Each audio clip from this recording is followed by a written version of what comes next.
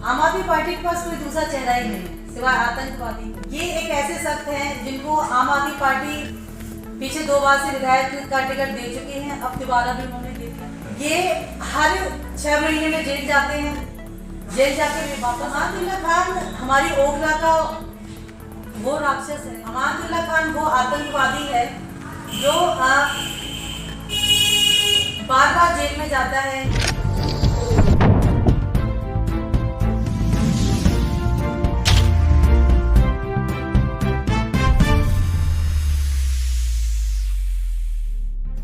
नमस्कार, मौजूद हैं इस वक्त हम ओखला विधानसभा में और आज हमारे साथ बातचीत करने के लिए ओखला विधानसभा की राजनीतिक मुद्दों पर चर्चा करने के लिए रेखा बाबुल चौहान जी मौजूद हैं, जो कि ओखला विधानसभा से भारतीय जनता पार्टी की चुनाव समिति की जो है संयोजक है और साथ में भाजपा की एक जुझारू नेत्री हैं। उनसे बातचीत करेंगे क्या क्या चुनावी मुद्दे भाजपा के हैं और अमानुल्लाह खान जी को जैसे कि तीसरी बार आम आदमी पार्टी ने अपना उम्मीदवार बनाया है, तो किस तरह से वो भाजपा के लिए चुनौती बन सकते हैं या भाजपा उनके लिए चुनौती बन सकती है, वो भी हम रेखा बाबुल चौहान का स्वागत है हमारे चैनल में जुड़ने के लिए। क्या कुछ कहना चाहेंगी और क्या संदेश आपका सबसे पहले नए वर्ष को लेकर रहेगा क्षेत्रवासियों के लिए? जी नमस्कार, नए वर्ष की ढेर सारी शुभकामनाएं।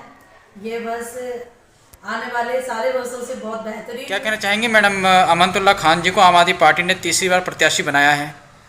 नमस्कार, देखिए ओखला विधानसभा से जो अमानुल्लाह खान जी प्रत्याशी बनाए आम आदमी पार्टी ने, आम आदमी पार्टी के पास कोई दूसरा चेहरा ही नहीं है सिवाय आतंकवादी के। ये एक ऐसे शख्स हैं जिनको आम आदमी पार्टी पीछे 2 बार से विधायक का टिकट दे चुके हैं, अब दोबारा भी उन्होंने दे दिया। ये हर 6 महीने में जेल जाते हैं, जेल जाके भी वापस आते हैं। और अमानुल्लाह खान हमारी ओखला का वो राक्षस है जो कि जितना भी मैं बोलूं उतना मेरे लिए कम है। इन्होंने सारी जितनी भी राक्षसपंथी की हदें पार सब कर चुकी हैं। इनके घोटाले हम जितना भी कहें उतना कम है। ये बपोर में इनको जिम्मेदारी दी जाती है, ये सिर्फ अपने लोगों के काम कराते हैं, उनका जो कुछ भी भला करते हैं उनके ही काम कराते हैं और इनके अलावा लोगों के काम कराने का इनके पास कोई भी मुद्दा नहीं है, कुछ भी नहीं है। और जितना मैंने देखा है कि आम आदमी पार्टी बार बार इनके पास कोई चेहरा है ही नहीं। अमानुल्लाह खान वो आतंकवादी है जो बार बार जेल में जाता है, कभी किसी वजह से कभी किसी वजह से। और ओखला के अंदर इनका लोग बहुत दुखी हैं। हमारे 9 वार्ड में काम हुआ काम पर वो सिवर की जगह नालियां दी गई और नालियां भी ऐसी कि लोग आज बहुत परेशान हैं। उनका मतलब जितना भी काम करवाया उन्होंने सारे काम उनके कच्चे रहे, कोई भी काम अच्छा नहीं रहा। विजय बाबुल चौहान और आपके प्रयासों से अमानुल्लाह खान जी ने मथुरा मेन रोड पे आली बस स्टैंड के पास एक यूटर्न का उद्घाटन भी किया था, जो शायद आपको याद होगा। फिर क्यों आज तक वो नहीं बन पाया, क्यों उसकी फाइल आगे नहीं बढ़ पाई या कहाँ तक के रह गई? देखिए ना जाने उन्होंने कितना, मैं ये नहीं कहती 23 साल हमने काम किया है आम आदमी पार्टी में और अमानुल्लाह खान जी ने जितने भी वादे करे उसमें से 10 वादों के बाद एक आध ही काम उन्होंने करा। और यूटर्न जैसे ना जाने कितने सारे उद्घाटन कराए गए उस टाइम, सब कुछ जितना भी काम लिया हम लोगों ने जबरदस्ती लिया, क्योंकि मेरे आने के बाद ही हमारे यहाँ पर वार्ड में उनको लोगों ने जाना, कोई जानता भी नहीं था कि अमानुल्लाह खान कौन है, क्योंकि वो सिर्फ और सिर्फ ओखला में सिर्फ वो अपने 2 वार्डों में काम कराते हैं। हमारे ये जो 3 वार्ड है इनमें वो कोई भी काम नहीं कराते हैं। हम लोगों ने अपने टाइम में जितना भी काम कराया जबरदस्ती कराया, हम लोगों को पता नहीं था। हमारा काम जितना भी हुआ कच्चा काम हुआ, कोई भी काम मजबूत नहीं हुआ। जो 2 साल के अंदर सारा जैसा था वैसा कि वैसा हो गया है। सिवर डाले गए, यहाँ पर सिवर के नाम पर लोगों को नालियां दी गई, नालियों को पक्का कराया गया। आज लोग बहुत दुखी हैं।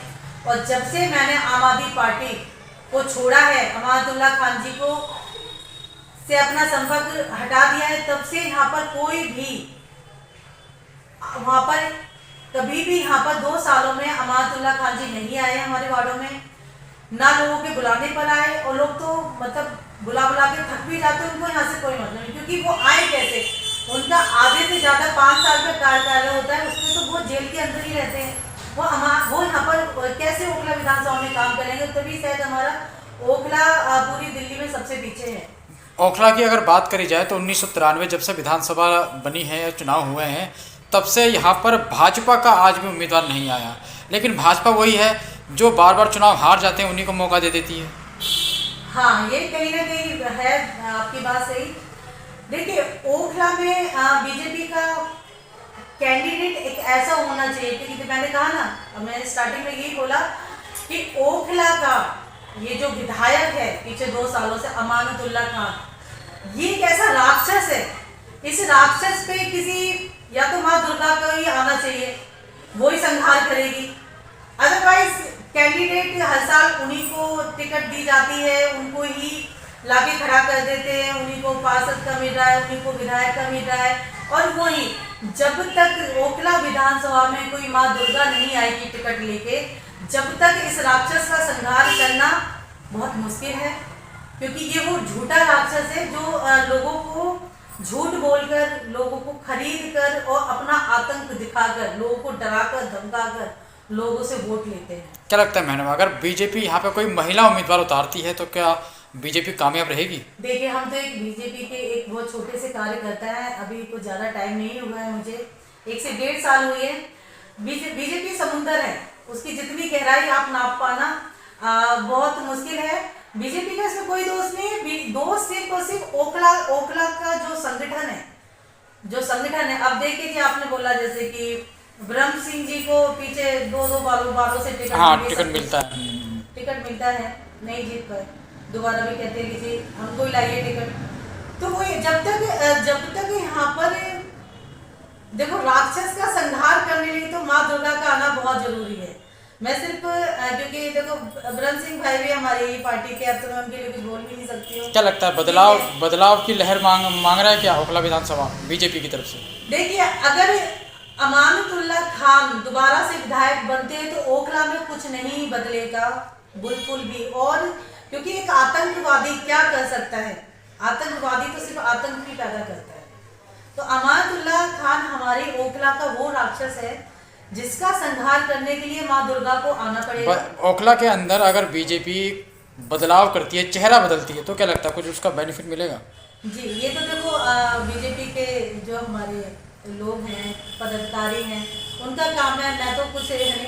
हाँ, इतना है कि अगर चेहरे बदले जाएं तो शायद हम ओखला को, शायद ये मेरा कॉन्फिडेंट है कि ये सीट हम बीजेपी को, हम सब कार्यकर्ता मिलकर जिताएं। ये मेरा है कि हम लोग, जब से आप बीजेपी यहाँ पर शायद जब से विधानसभा बनी है, कोई भी हमारे बीजेपी का कैंडिडेट नहीं जीता है यहाँ पर। हमेशा कभी 4 बार परवेश हाशमी जी रहे हैं, 1 बार आसिफ जी रहे हैं और 2 बार अमानतुल्लाह खान जी रहे हैं, जो 8वीं विधानसभा के। तो मैं वही कह रही हूँ, जब तक यहाँ श्री राम, मतलब माँ दुर्गा यहाँ पर जब तक नहीं आएंगी, जब तक यहाँ पर इस राक्षस पे हम नहीं विजय पा सकते हैं। और मेरा ये ऐसा मानना है कि इस बार अभी तक अनाउंस नहीं हुआ है, पर देखो जैसा श्री राम जो रास्ता दिखाते हैं।